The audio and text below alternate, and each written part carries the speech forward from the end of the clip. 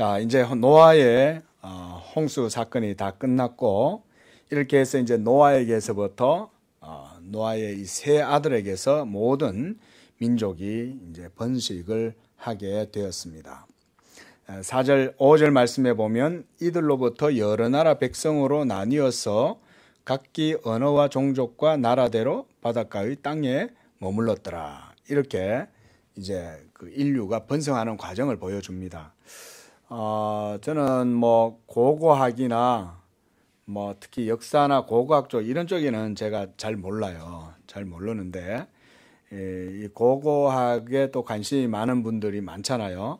그런 분들이 또 이렇게 이제 고대의 이런 이제 고대 근동에 있었던 그런 여러 유물들을 발굴해내고 이러는 과정 속에서 이런 것들을 많이 이제 밝히고 있는데, 이제 여기에서는 보면 이제 노아의 세 아들이 이제 번성해 나가는 그런 과정들을 이 10장에서는 소개를 해주고 있습니다. 그러면서 제일 먼저 이 야벳의 아들들에 대해서 먼저 설명을 해주고 있고요. 그래서 거기를 보면 뭐 우리가 여러 가지 이름들이 많이 나오잖아요, 그죠? 그러니까 이게 지금 인류의 시발점이었죠. 새롭게 그 노아의 홍수 이후부터 새롭게 시작된 인류 역사의 시발이기 때문에 이들이 바로 각 나라와 각 족속과 또는 어떤 각 도시와 이런 데 대표자들이 된 거예요. 한마디로 말하면 그들은 이제 족장이 되기도 하고 어떤 한 큰 나라를 이루어서 거기에 왕이 되기도 하고 이런 식으로 여러 국가와 도시와 또 족속들이 이름들의 대표가 바로 이 사람들이에요. 거기 보면 7절에 이제 구스, 또 11절에 아수르, 또 13절에 미스라임이라든가 또 28절에 오발이라든가 이런 명칭, 이런 사람들은 다 이제 그대로 이 나라의 국명이 되는 거예요. 그리고 또 달시스라든가 또 가사, 니느웨 뭐 이러면 우리가 성경에서 니느웨 성 이런 거 있죠, 그죠? 그러면 이거는 이제 도시명인 거예요. 또 시돈 이런 것도 도시명이고, 또 뭐 블레셋이라든가 루딤이라든가 이런 것은 또 그 족속의 명을 대표하는 이름이 되기도 했습니다. 당시 고대 세계에서는 동쪽으로는 이제 바벨론, 우리가 그 메소포타미아 이런 얘기 여러분들 수업 시간에 많이 듣잖아요, 그렇죠? 뭐 세계사라든가 고대 역사 이런 것들을 보면 이제 서양 문명의 발상지 이러면 메소포타미아다, 또 오리엔탈 문명이다, 뭐 이렇게 얘기하잖아요. 자, 그 동쪽이 이제 바벨론이고 서쪽은 이제 헬라 지역이고, 또 북쪽은 이제 우리가 뭐 알메니아, 그 다음에 남쪽은 이제 그 아라비아와 에티오피아 이런 쪽이었습니다. 그래서 거기 보면 형제들 중에도 막내인 야벳은 북쪽 지역을 주로 이제 그쪽을 거점을 삼아서 번성하고, 그 다음에 함 둘째죠. 이 함은 이제 그 남쪽 지역을 주로 하고, 그 다음에 이 셈은 중앙을 차지를 한 것입니다. 그래서 성경을 보면은 이제 여기 기록되어 있는 것이 정확하게 100% 다 맞다 이렇게 볼 수는 없어요. 그러나 할 수는 없지만 대략 모세가 기록을 할 때 아마 그 당시에 여러 이제 구전들과 당시 역사의 기록이라든가 그런 자료들이 나름대로 전승된 자료들도 있었을 거라고 생각이 돼요. 그러나 대부분 아마 구전을 많이 했을 건데, 그래도 이렇게 자세하게 써놓은 걸 보면 오늘날 우리도 보면 족보가 있잖아요, 그죠? 저희도 집에 족보가 있습니다. 제 이름도 있고 거기 보면 우리 동생들 이름도 다 있어요, 족보에. 그러면 그걸 우리가 이제 족보를 세계도다 이렇게 하는데 쭉 거슬러 올라가면 이제 결국 우리 시조가 있죠. 그 족보가 뭐 지금 이게 노아가 사망할 때까지 몇 년의 시간이 걸렸죠? 350년 정도 이렇게 있었잖아요. 그러니까 그 350년 동안 인류가 얼마나 많이 번성했을까 이런 거를 생각을 해보면 우리가 이게 뭐 보통 일은 아니었을 거라고 생각이 듭니다. 특히 노아의 방주가 지금도 거기 있다 그러죠. 이제 2000년대 들어와 가지고 발견이 됐다 그래요. 발견이 돼가지고 거기를 직접 이제 탐험한 사람들이 직접 이제 동영상을 다 촬영을 해오고 거기에 있는 나무도 직접 뭐 가져와서 시료를 채취해서 뭐 이렇게 측정도 하고 뭐 그렇게 이제 실험도 하고 해서 이제 했다고 그러는데요. 뭐 어쨌든 간에 하여간 우리가 가서 직접 한번 봐야 이게 확실하지 남이 얘기해 주는 것 가지고는 100% 확실하지 않습니다. 성경에 기록된 것이 아니라면. 그러나 분명한 건 성경에는 한 가지는 분명하죠. 아라랏산에 머물렀다는 것은 확실해요. 그러니까 분명히 그 아라랏산에 어디인가 있는 거예요. 그런데 이제 그 여러 그 아라랏산을 등반했거나 그 주변에 살던 이제 그 거민들이나 이런 사람들이 그걸 오메감에 많이 발견을 했대요. 발견도 하고 그다음 뭐 비행기를 타고 가다가도 보기도 하고 이게 어떨 때는 눈이 쌓이면 덮였다가 어떨 때는 또 날이 따뜻해 가지고 녹을 때는 어느 정도 또 이렇게 노출도 됐다가 이런 식으로 하나 봐요. 그런데 거의 보면은 그 동영상에 의하면 대부분이 다 이제 그 얼음에 다 덮여 있어요. 그 얼음에 덮여 있는데 그 속에까지 다 덮여 있는 게 아니라 그 안쪽에는 이 공간이 다 남아 있어요. 공간이 남아 있고 그리고 실제로 나무로 다 짜여져 있고 그리고 그 가면은 여러 이제 그 동물들을 사육하고 관리했던 그런 이제 구조물들도 보이고 그런 것들이 있다고 그러는데요. 자, 어쨌든 요는 뭐 그거보다도 거기로부터 결국은 인류가 시작이 된 거예요. 그렇죠?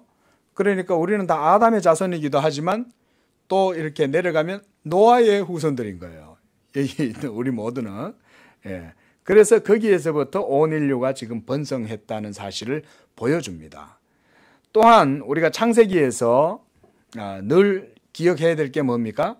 하나님께서 하나님의 일을 하신다는 거예요. 그것이 오늘날까지 계속 이어졌기 때문에 결국은 우리가 예수의 이름으로 구원받게 된 거죠. 예? 우리가 한번 조금만 더 이제 거슬러 올라가 볼까요? 하나님께서 아담이 범죄하고 타락하고 난 이후에 곧바로 하나님께서 그 원시 복음이라고 그러죠. 최초의 복음을 이 아담에게 알려주셨죠. 여자의 후손이 뱀의 후손의 머리를 밟을 것이고 뱀의 후손이 여자의 후손의 그 발꿈치를 상하게 할 것이다. 이런 것에서부터 벌써 이 복음의 원시적인 복음의 형태가 벌써 주어졌습니다. 자, 하나님께서 그렇게 복음에 대한 약속을 하셨다면 그거는 하나님이 하신 거잖아요. 그럼 하나님의 약속은 쉽게 변개될 수 없어요. 그렇죠? 자, 전에도 한 말씀드렸다시피 하나님이 심중에 생각하시니라 그랬을 때는 그 생각은 어떤 거라 그랬어요? 영원한 생각인 거예요. 그렇죠?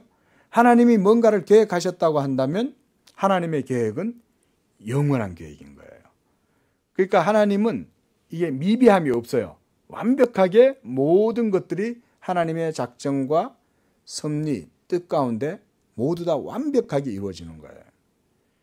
자, 그런데 그게 도저히 하나님께서 이 인류를 유지를 해서 그걸 하려고 하니까 이게 안 되는 거죠. 그래서 온 세상이 완전히 이제 멸망의 기로에 섰을 때 하나님이 안 되겠다. 이렇게 해서는 하나님의 구원의 역사가 자칫 흐트러지겠다. 그러니까 하나님께서 참다 못해서 노아의 홍수를 이 세상에 일으키시는 거죠. 그러고 나서 노아를 통해서 다시금 인류가 번식하게 하시는 거예요. 이건 뭘 보여주냐면 하나님의 뜻이 결코 무너지지 않는다는 거예요. 그걸 보여주는 거예요. 그래서 노아가 거기에 선택되고 그리고 그 노아의 아들들로 하여금 온 땅에 이제 인류가 번성을 하는 과정을 이제 10장에서 보여주는 겁니다. 자, 우리가 뭐 이런 이름들을 하나하나 뭐 다 살펴본다 그러면 그 나름대로 의미를 찾을 수 있겠지만 결국 중요한 건 이거예요. 인류 역사의 과정이 이렇게 인류 종족들의 번식과 언어대로 나뉘어졌다는 거예요. 그걸 지금 모세는 말하고 싶은 거예요. 31절에도 보면 이들은 셈의 자손이니 그 족속과 언어와 지방과 나라대로였더라. 이걸 설명하고 싶은 거예요. 모세는. 그러면서 이들은 그 백성들의 족보에 따르면 노아 자손의 족속들이고 홍수 후에 이들에게서 그 땅의 백성들이 나뉘었다 이렇게 말하는 거예요. 그러니까 오늘날처럼 양피지나 아니면 우리가 옛날에 그 갑골 문자 이런 거 있잖아요, 그죠? 그다음 쐐기 문자 이런 것도 있잖아요. 그러니까 토판에다가 이렇게 그 나뭇가지나 이런 뾰족한 걸 이용해서 눌러가면서 이게 글을 써서 진흙으로 해놓으면 나중에 마르면은 그게 그대로 남잖아요. 어쨌든 간에 그 당시에는 어떤 형태로든 이 족보가 있었던 걸로 보여요.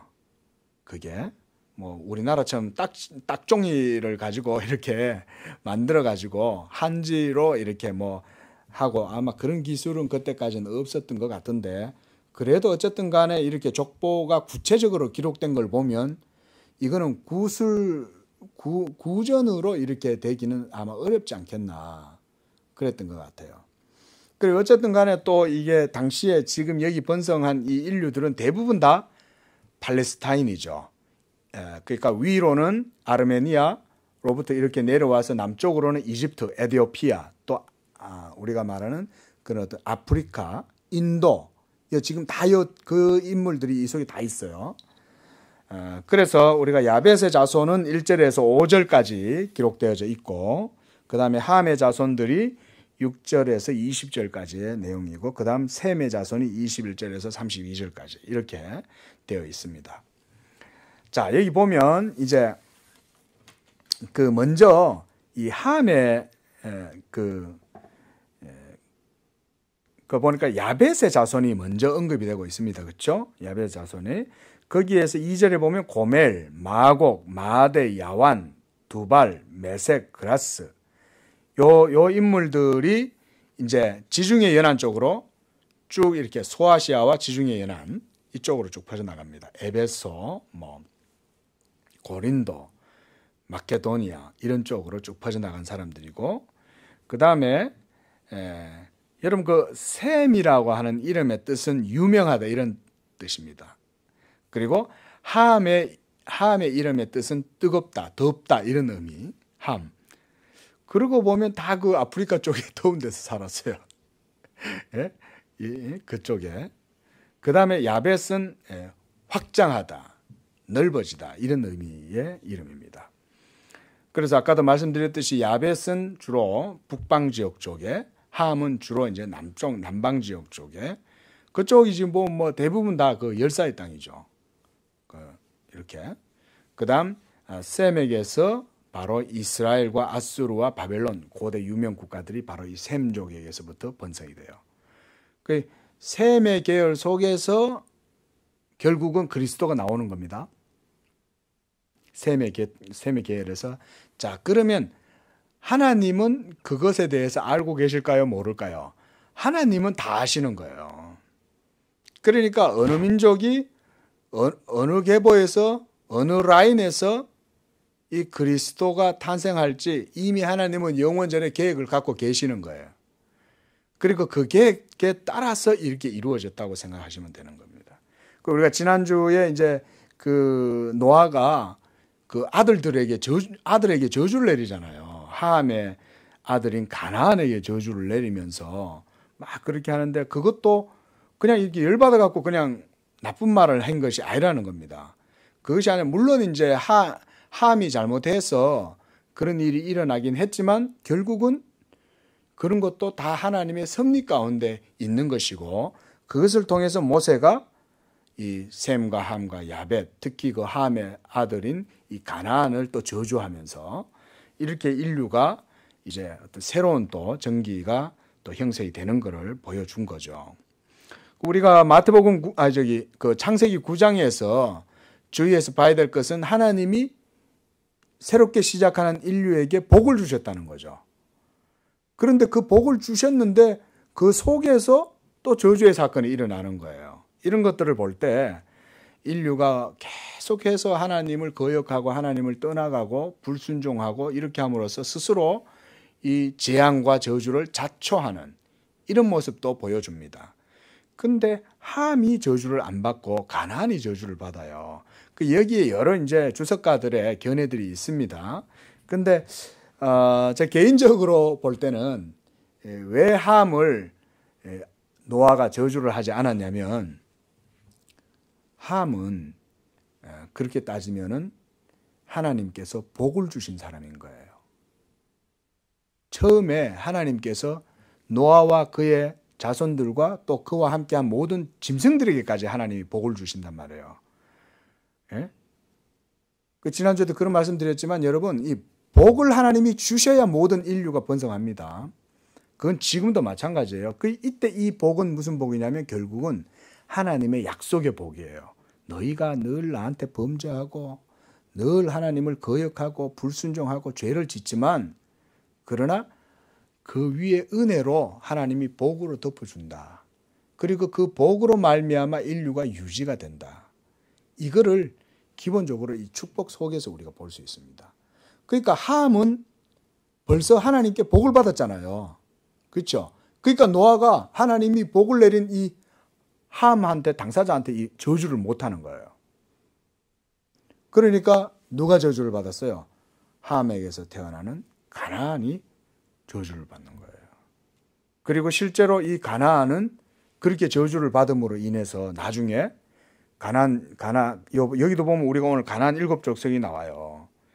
이 15절 한번 보십시오. 15절 보면 가나안은 장자 시돈, 이 시돈은 저 이제 그 이스라엘 지역, 팔레스타인 지역 북쪽입니다. 하란 밑에 이스라엘 중간에 그 시돈에서부터 시돈과 헷을 낳고 여부스, 아모리, 기르가스 족속, 히위 족속, 알가 족속, 신 족속, 아르와 족속, 스말, 하맛, 이런 족속들이 다 그 가나안에서 살았어요. 가나안 땅에서.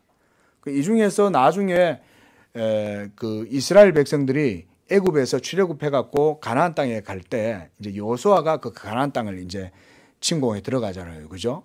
그래서 이제 가나안 백성들을 모두 다 이제 쫓아내는데 그때는 이제 다른 족속은 없어요. 그러나 다른 7족속이 거기 사는데 다 그 이제 가나안의 자손들이 거기서 사는 거예요. 결국 나중에 이 이스라엘 족속으로 말미암아서 이 가나안에 살던 이 가나안의 후손들이 다 쫓겨나죠. 다 박멸이 되는 거예요. 이게 이런 것들이 벌써 노아의 예언에서 미리 예견되었다. 우리가 그렇게 이제 볼 수 있는 겁니다. 자, 이렇게 해서 계속해서 인류가 번성해 나가는데 그 2절에서 이제 그 마대라는 그 이제 이름은 나중에 이거 메대가 이 마대입니다. 나중에. 그래서 이 메대에 나중에 그 이스라엘 백성들이 그 바벨론에 70년 동안 포로 생활을 하다가 나중에 다시 이제 이스라엘로 본국으로 다시 돌아가잖아요. 그때 귀환할 때 그걸 누가 해주냐면 이 고레스 왕이 칙령을 내리잖아요. 그래서 이 이스라엘 백성들로 하여금 이제 모든 형벌을 끝내고 70년이 지났으니까 다시금 예루살렘으로 돌아가라. 그렇게 칙령을 내린 게 바로 이 고레스 왕이었어요. 그가 바로 이 메대 왕입니다. 그렇게 이 메대가 있고 그들은 이제 그 카스피안호 그 서남방 쪽에 살고 있었고 그 다음에 그 밑에 있는 두발, 메색 이들은 이제 동남방에 거하면서 흑해 동남방 거기에 거하다가 결국 나중에는 이제 러시아인들의 조상이 됩니다. 이게 그 두발과 메색. 그 다음 3절에서 그 아스그나스 이 사람들은 이제 독일인 게르만의 족속, 인도 게르만족 그쪽이에요. 그렇게 해서 독일인의 조상이 되어서 이제 나아가고 그리고 이들은 또 아수르 제국 말기에 다른 족속과 연합을 해서 그 아스그나스가 바로 다른 이 민니족이라고 하는 이 족속과 같이 연합을 해서 아수르를 공격했지만 실패합니다. 그 다음에 뭐 거의 여러 이제 이름들이 있어요. 그 이런 거를 이제 성경 고고학자들이 다 이렇게 이제 추적을 해갖고 설명을 쭉 다 해놔요. 뭐 도갈마는 갑바도기아인, 아르메니아인, 뭐 엘리사는 필로폰네수스, 뭐 또 헬라, 시실리 이런 또 카르다고 우리가 이름 다 들어본 거잖아요, 그죠? 시칠리 섬 다 있잖아요. 그 다음에 카르타고 뭐 이런 다 섬 지역에 이제 조상들이고, 또 달시스, 이 사람은 또 이제 베니게인의 식민지가 되고, 그 다음에 기띔은 마게도냐인과 로마인, 이렇게까지 이제 되는 겁니다. 또 5절에 보면 이들은 지중해 연안과 또 지중해 북쪽 소아시아, 아르메니아 이북의 여러 족속들이 된 거예요. 그들이 바로 야벳의 자손들입니다. 그 다음에 함의 자손들은 이제 거기 보면 구스, 이러면 바로 에티오피아를 말합니다. 에티오피아. 그래서 그 이후에 아라비아와 바벨론과 인도까지 이들은 다 퍼져나가고요. 그 다음에 이 미스라임은 어디냐면 애굽, 이집트, 그걸 말해요. 이 미스라임은 원래 이제 히브리어 그 고전어에 보면 미츠르, 이런 이름이라 그래요. 그래서 애굽이 그 나일강 상부에서부터 하부로 이렇게 나누어져 있기 때문에 그거를 두 미츠르다, 이런 식으로 이름을 가졌다고 하는데요. 이 바로 미스라임이 애굽을 말하는 겁니다. 그렇게 해서 이제 붓이라는 나라도 형성이 되고, 이게 이제 북아프리카의 리비아다라고, 그렇게 리비아로 추측이 된다고 그렇게 합니다.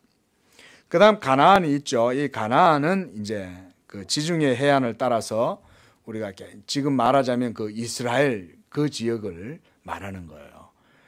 그리고 거기에 보면 또 우리가 갈릴리도 있고 사해도 있잖아요. 그 주변에 또 소돔과 고모라가 있었단 말이죠. 그 동서남북 다 이 가나안 땅의 족속들이 거기에서 이제 성장을 하고 살았던 겁니다.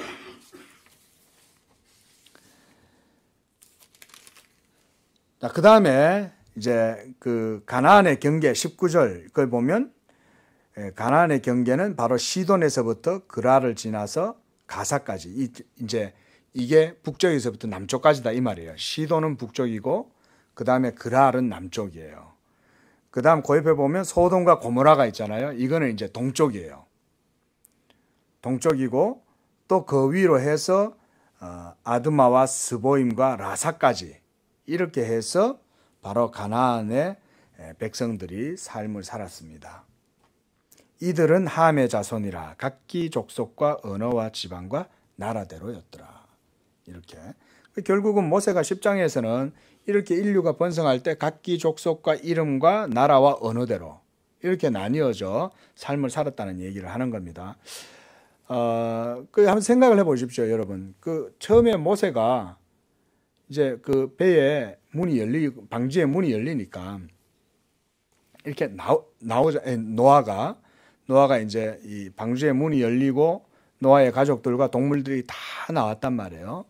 그래가지고 전부 다 그 산으로 다 내려오면서 이제 자기들의 살 곳을 다 점점 이제 부락이 형성되고 또 씨족이 형성되고 점점 더 이렇게 사람이 많아지니까 자꾸 나뉘어질 거 아니에요. 그러면 이제 결혼을 해갖고 우리도 살 곳을 찾아가자 이러고 이제 건너간단 말이죠. 우리는 또 저쪽으로 가보자. 우리는 또 저쪽으로 가자. 이러면서 서로 살 것을 점점 찾아가다 보니까 또 그 나름대로 어떤 공동체가 형성되기도 하고 그랬을 거예요.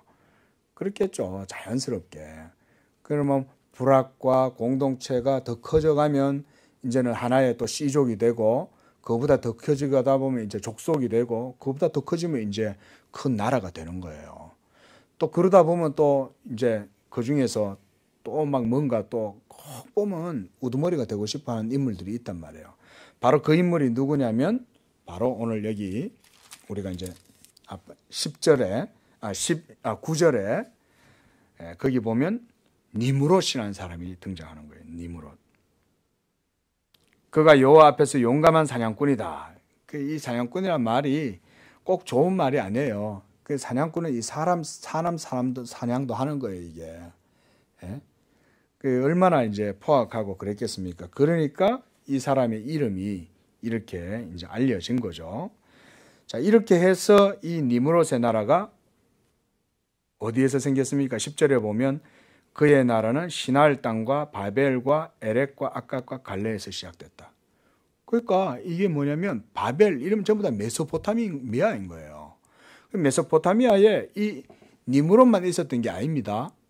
니무롯만 있었는 게 아니라 여러 많은 씨족들이 거기에서 함께 막 이렇게 모여 살기도 하고 흩어져서 살기도 하고 또 어떨 때는 자기들 나름대로 막 독특한 것도 이제 문화를 형성시키고 차별화 시키기도 하고 어떨 때는 우리가 너들보다 더 나아 뭐 이런 식으로 또 어떤 차별화를 막 해가지고 또 자기들만의 그 연대를 이렇게 구성하고 이런 식으로 해줄 수 있어요.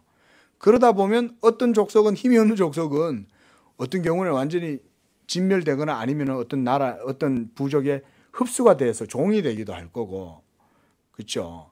이런 역사들이 계속해서 이루어지는 거예요. 일반 역사가. 그 뭐 사람 사는 그 어떤 강력한 뭐 군주나 어떤 강력한 통치 체제가 없으면 인류는 항상 그렇게 삽니다, 여러분. 도적질하고 그냥 모여가지고 우리 모임이 조금 힘이 세지면 우리끼리 합세해갖고 옆에 약한 거 잡아먹고 빼앗고 종으로 삼고 납치하고 막 이런 식으로 고대도 인신매매가 얼마나 많았습니까? 팔아 넘기고 막 이런 것들. 그런 식으로 고대가 형성되는데 이런 것을 통해서 지금 먼저 한 모세는 셈의 족속들을 먼저 얘기하지 않고 이 야벳과 함을 먼저 언급을 하고 있다는 거예요. 이건 뭐냐면 인류의 일반 역사가 이런 식으로 형성돼 간다는 걸 보여준 거예요. 그러나 모세는 또 하나님은 하나님의 일을 하신다. 이거를 보여주는 거예요.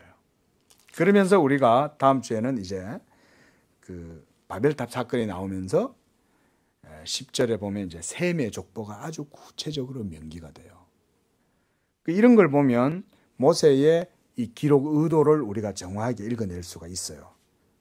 그 내용들을 우리가 뭐 하나하나 다 살펴볼 수도 없고, 뭐 그렇게까지 저는 볼 필요는 없다고 봐요. 그 전문적인 주석가라든가 역사학자, 고고학자가 아닌다면은 우리는 그냥 그들의 연구 결과들을 우리도 참조하는 정도에서 만족하면 됩니다. 만족하면 되고, 분명한 사실은 역사적인 사건이었고 그 과정 속에서 인류가 이렇게 형성되어져 왔다는 것을 보여주는 것입니다. 자, 이렇게 해서 셈의 21절부터 32절까지 이제 셈의 자손들에 대해서 얘기를 하고요. 바로 그들에게서부터 이제 여러 자손들이 쭉 해서 형성이 되고 있는 걸 보여줍니다. 자, 이렇게 우리가 이제 10장은 다소 뭐 크게 볼 내용들은 없는 것 같아요. 크게 볼 내용은 없고, 중요한 건 이런 역사적 과정 속에서 하나님이 모든 자손들을 다 번성시키셨다. 그러니까 우리 한반도의 인류 문명도 다 거기서부터 흘러나온 거예요. 우리는 그러니까 러시아 쪽으로 안 올라가고, 그러니까 이 중국 쪽으로 쭉 와가지고 결국은 이제 그 이 한반도로 정착을 하게 된 거죠. 중국 남방이라든가 이런 데서 살다가 또 고려 시대로부터 넘어오기도 하고, 또는 배를 타고 그대로 이제 이 백제라든가 이 가야 쪽으로 왔을 수도 있어요. 그 뭐 어떤 학자들의 주장에 의하면 우리 그 여러분 그 아메리카에 살아가고 있는 인디언들 있잖아요. 그 신대륙이 발견되기 전에 살던 그때 당시에 인디언들, 그 인디언들에게 몽골 반점 있는 거 아십니까? 그들도 그러니까 우리 이제 이 한민족하고 혈통이 같은 혈통인 거예요. 그래서 그들이 어디로 갔나, 그러니까 그들의 주장은 이제 알래스카로 해가지고 이렇게 건너가지고 이제 그 캐나다와 그 이제 아메리카, 미국 쪽에서 삶을 산다, 뭐 그런 얘기를 하는데, 어떨 때 그 얘기를 들어보면 좀 재미는 있어요. 뭐 예를 들어서 우리가 뭐 커네티컷주 있잖아요. 그럼 그 커네티컷이 이 한국 우리말 음력으로 하면 큰 네터가라는 거예요. 큰 네터가 그게 이제 인디언들이 그 원주민들이 이제 큰 네터가 이런데 그게 이제 커네티컷이 됐다는 거예요. 그 뭐 그런 주장들을 하긴 하더라고요. 근데 그건 뭐 어쨌건 간에 뭐 그렇게 연구하시는 분들의 관심에 의해서 그렇게 보는 건지 몰라도 뭐 그분들 주장은 나름대로 근거는 있어요. 들어보면 전혀 근거가 없는 건 아니에요. 왜냐면 그들이 어디서 갔겠어요. 저 마야 문명은 그걸 뭐 어디서 사람들이 갔겠냐 이거예요. 그 인디언들이. 그리고 그 혈통적으로 보면은 다 저게 있잖아요. 우리도 나중에 우리 그 저기 DNA 그거 킷 한번 사가지고 한번 해볼까요?